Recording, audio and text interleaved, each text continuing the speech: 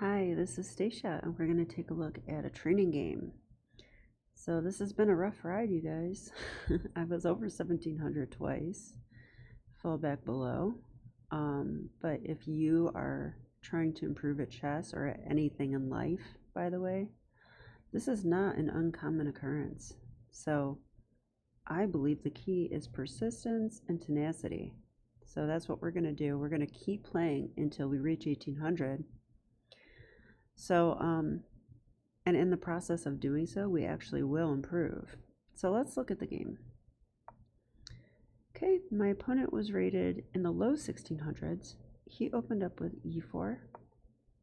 I played the move e5, my newer repertoire, and knight c3 to my dismay. So I've studied a lot about my new opening choices. I have never really looked at this move, and when they go f4, I do sometimes end up in positions I don't like. So this is the Vienna, by the way. Oops, I wasn't even in analysis yet. Sorry about that. How's it look on the screen? Does it look okay? I'm actually not sure if it switched. Hang on a second. Oh, I suppose it did. Can you see that? You can. Okay. I could readjust this, but it seems fine. Okay, let's continue. So after knight c3, we are going to consult the opening book. I just want to learn a little bit about this, maybe a couple moves. So it turns out knight f6 is the main move, and this is called the Falkbeer variation. And they usually play knight f3 here, which is pretty interesting. And now it's transposed into a 3 knights game. And I'm actually in a Petrov now. Well, I used to play the Petrov, so I'm not totally against this by any means. They also go g3 sometimes. This is the Mises variation.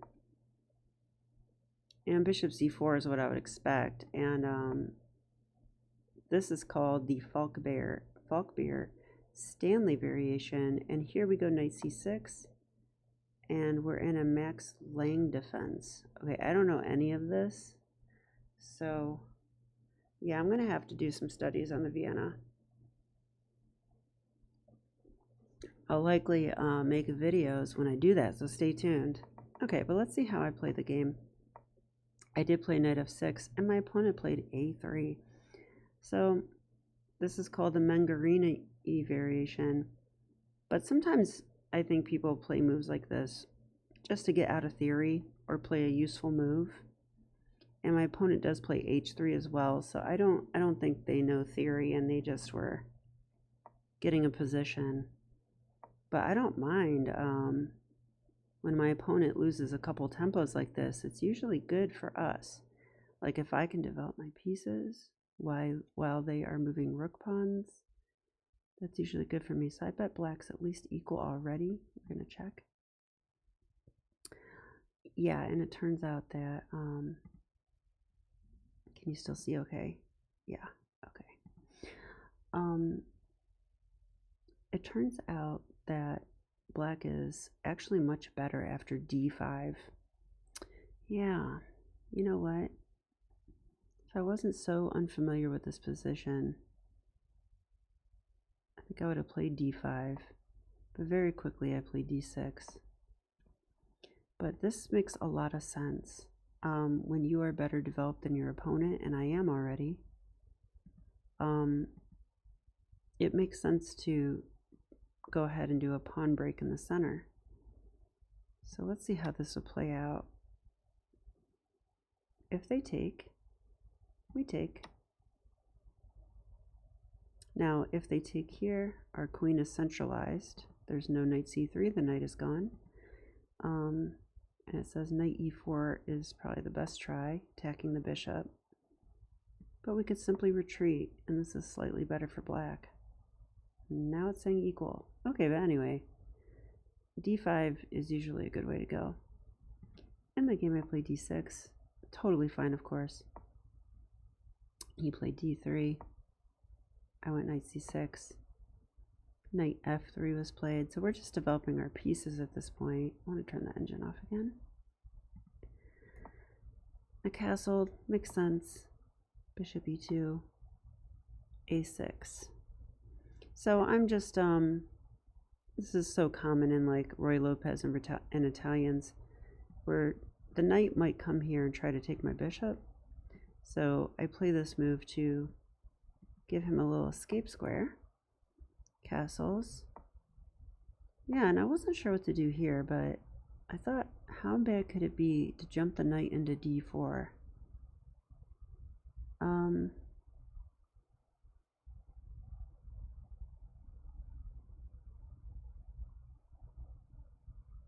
Like, I personally am coming up with this, but I felt trading this knight for this knight is actually a little bit of a plus for me. This knight can often be hard to, it gets awkward, let me put it that way. So if I just stick him in the center and say, okay, then how bad could that be? So let's see what the computer says I should do here. Computer says h6, stop the pin. Yeah, I think the computer has a point. So probably computer wants this. I was planning this, and now it wants to go a4. I thought it would do this. If here it just wants to go c6, doesn't care about the pin. Oh, it does care about the pin. We're stopping this move. Okay. Okay, let's continue, shall we? Okay, so in the game though, I put my knight in the center. He played bishop to e3. And now he's x-ray capturing my bishop, which could slightly wreck my pawn structure. Although it could be argued that that just gives me very nice control over the d4 square and an open d file. So actually, I don't think I should fear this capture. But I went ahead and took the knight. And my idea was that his pawns are on light squares, a lot of them. So I didn't want to take this bishop. I thought he might be a bad piece for white. Let's see what the computer wanted to do. Just wants to leave the tension and play rook e8 or h6. Yeah, I do like h6 better.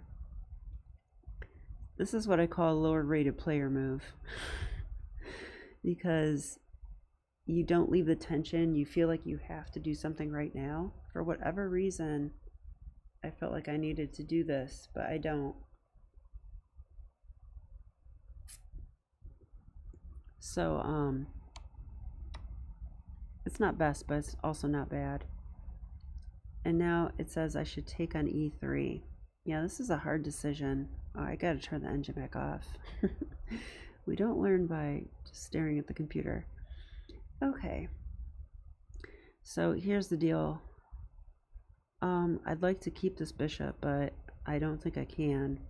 So my choices are retreat to a7, trade it, and double white's pawns, but give them the f file.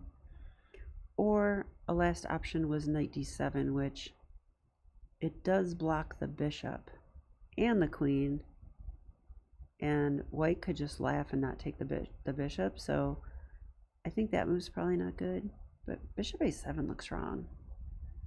So I came up with bishop takes e3. The computer does approve, so I'm glad to see it. And we can play against this pawn, you know? Like this could be an issue for white. Okay, I played bishop to e6. Yeah, and he pushed through. So I think that's a good move because I shouldn't take it, you know? So now white has the pawn duo in the center. If I take, I think white happily trades, you know, gets rid of their double pawns, and they still have this. And probably white's better now. Computer agrees. White's slightly better now. So you can't really take. I don't think I mind this though. I think that's just fine if that happens. But what to do against this? So I think I should probably just not take it and leave it. If I go d5, I undefend this pawn, so I can't do that. So I settled on queen to e7.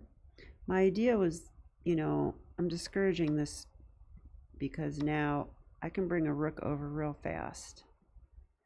And I thought this would be good for me, and the computer agrees. Okay, turning it back off. Okay, d4, queen e7. Yeah, what would the computer want here? It still wants h6. Why on earth would I play h6 here? That makes no sense to me at all. I don't like h6.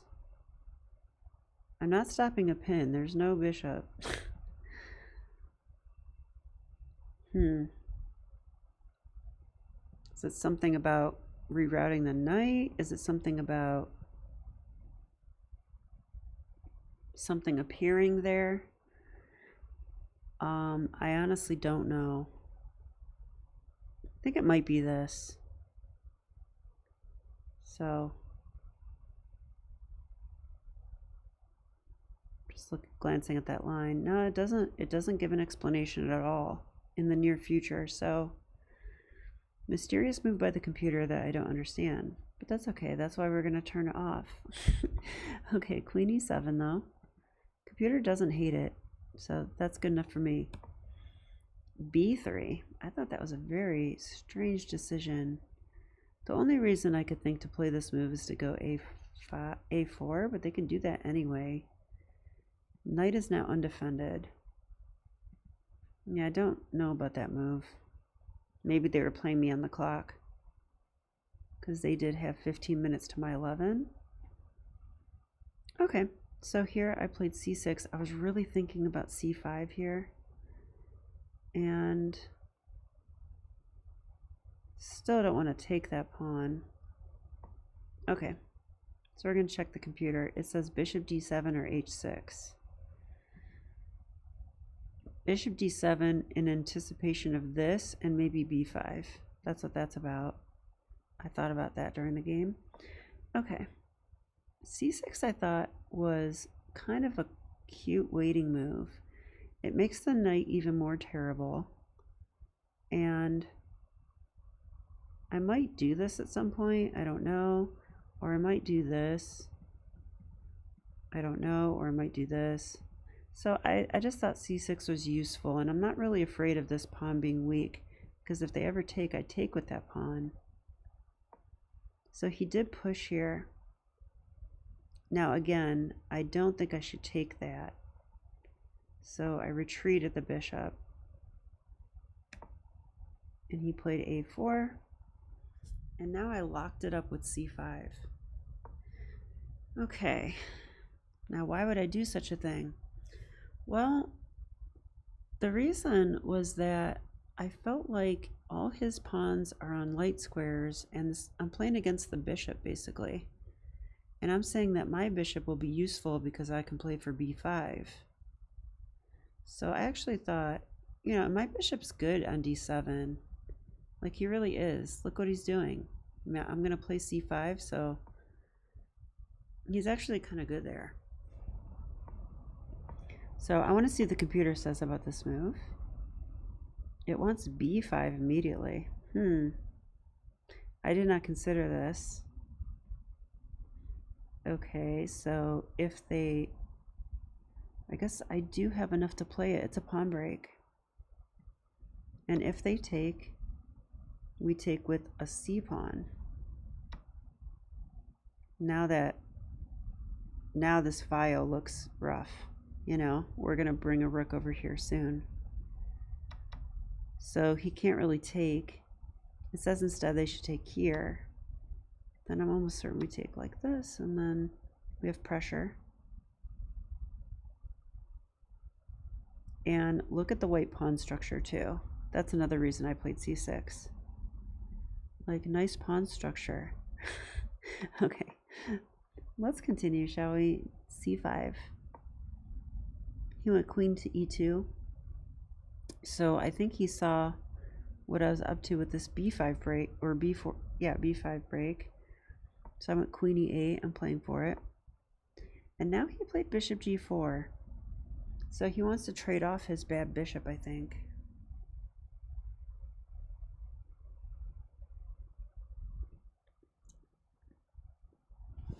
It makes sense to me. And here, I actually decided to keep the bishop instead of the knight. So I'm really curious what the computer says. The computer says both are good. I mean, the other thing is, look, he cannot take with a queen. So he has to take with a pawn. So now he has two files of double pawns. And the g-file pawns are double isolated. That's not really what you want. So I felt like I must be better here. Computer agrees. And now I went f6. I had to play f6 because the rule is never play f6, and I break that rule every game. So here we go. I think that move's fine. He played g3, which I don't understand because now queen g6. And rook f5 was played. So my opponent reasoned that they could sack the exchange here, and I do think there's some merit to this idea. It's kind of interesting. Like, I'll turn the engine off, but I thought they would go here and take this way. If you take this way, I take this pawn with check. That can't be good.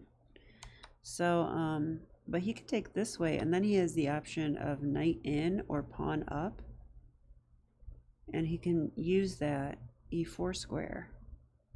So I think that does improve white's position a little bit, but is it worth an exchange, or is he just worse? He's probably just worse. So I took it, and the computer agrees with this decision. I see now.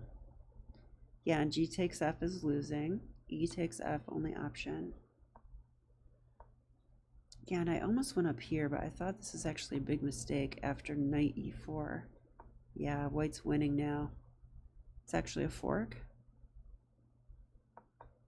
And I like forks, but only when I'm doing them. Okay, so takes, queen f7. So I'm ready to defend this, and I fully expected the knight to jump in. And he played this, which I was kind of happy to see. Because where on earth is that knight going to go?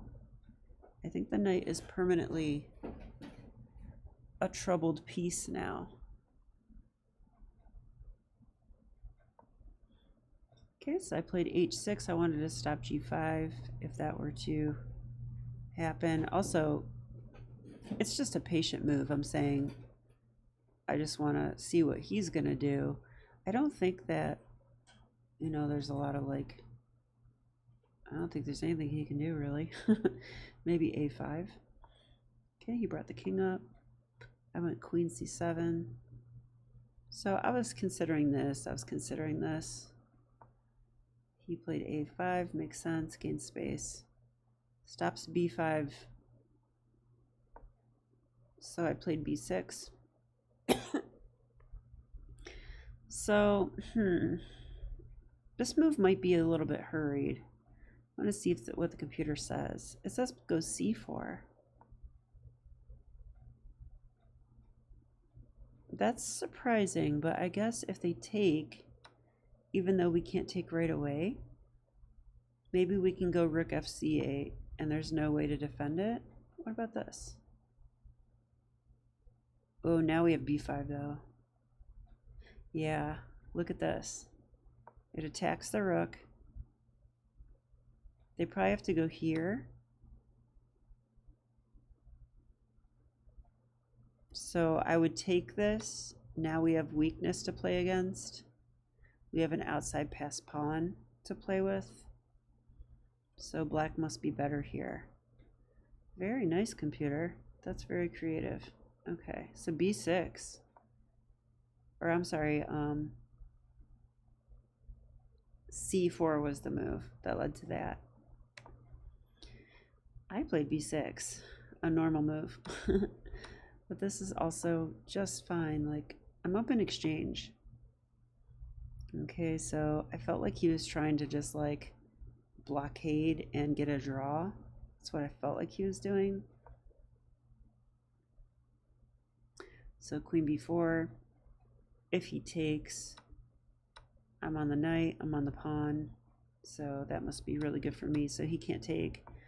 I was actually scared though. Here I thought he could play rook takes a6. Looks like I might be wrong about that though. Ooh, also this move's interesting. I didn't see this. But how good could it really be? Trading queens isn't what white wants to do. Okay, if here.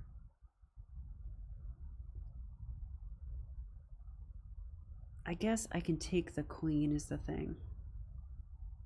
Right? Because I was worried about this. I don't have time to take the knight. Because that's hanging. Although computer still likes this position. But it turns out I could take here, and this little intermezzo doesn't work because of queen f1 check. Oh, that's what I missed. That is what I missed. So my queen's not attacked anymore, but your rook still is. Okay. So he played knight a4. So I'm going to trade queens, of course. Now I have an open b file. I have a passed pawn. Let's take the b file. And I think I can rather quickly show the rest of the game. It took a while. I had 5 minutes, but it took several moves. But basically what's going on is that I had to stop the knight from coming in. And if he does get in, he could play here at some point and maybe take the pawn. So I have to be a little careful. But when he does that, this pawn might become dangerous. And the other plan that white has is this one. Like bring the king in and maybe take this pawn. So if I go to like defend this pawn, he can do that plan. So that's basically what's going on. And I think this must be a mistake. This rook move, rook b2. Yeah, computer says king g2, just play it cool. He needs to just hold because the knight is super annoying. I can't go here, it's guarded. I can't take, it's guarded. So he went here, but now I can double. I think this must be strong. What to do if you're white? Maybe put the rook back on a2. But he took. King up, so he's trying both those plans now. Rook a3 is kind of a fork. I'm attacking the knight, which is defending the pawn. So he's going to do this. So I felt like I had to move the king up now because if I take right now, he actually can attack the pawn and I can't go here or here. So I'm going to lose that pawn. So that's why I played king e7 first. But now here comes the king. But it's rook versus knight. And at the end of the day, the rook's going to win. Kind of like this. Yeah, so, I mean, his only hope is to somehow get one of these pawns rolling. So he's trying here. Yeah, so he's saying, I'm going to make a pass pawn, but I take the knight and, I mean, rook f1. Rook f1. I can take this whenever I want. And this is rolling. So my opponent resigned here. So interesting game. But it turns out that exchange sacrifice was just a little bit too desperate. And now I think I'll turn on the key moments thing. And let's do this part. Wow. I don't think you guys can see the graph, but it actually shows that black was always equal and just got more and more advantage as the game went. So that's nice to see. That makes me feel like maybe I played okay.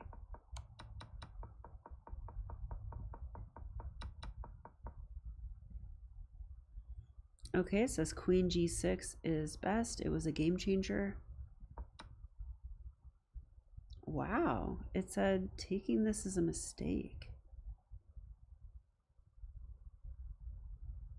Really? Okay, what should we do instead?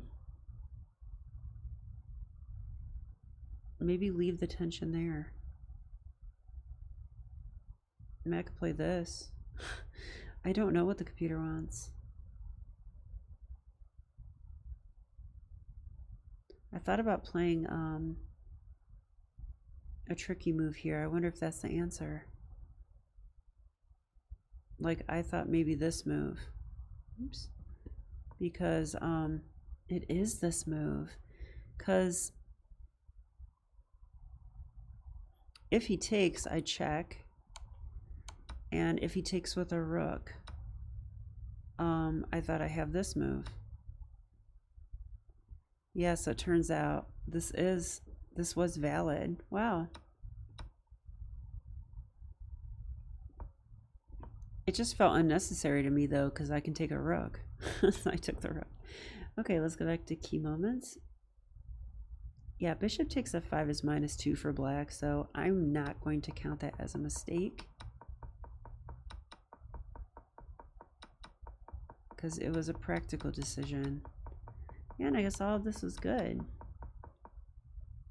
So wow, look at that. And I'm going to pull up the report. I had 3 inaccuracies, 1 mistake, and I'm not going to count that mistake.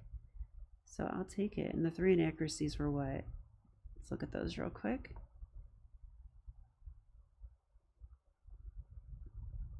I guess taking with the knight? No, it's top computer choice. So I don't understand. What's the other one?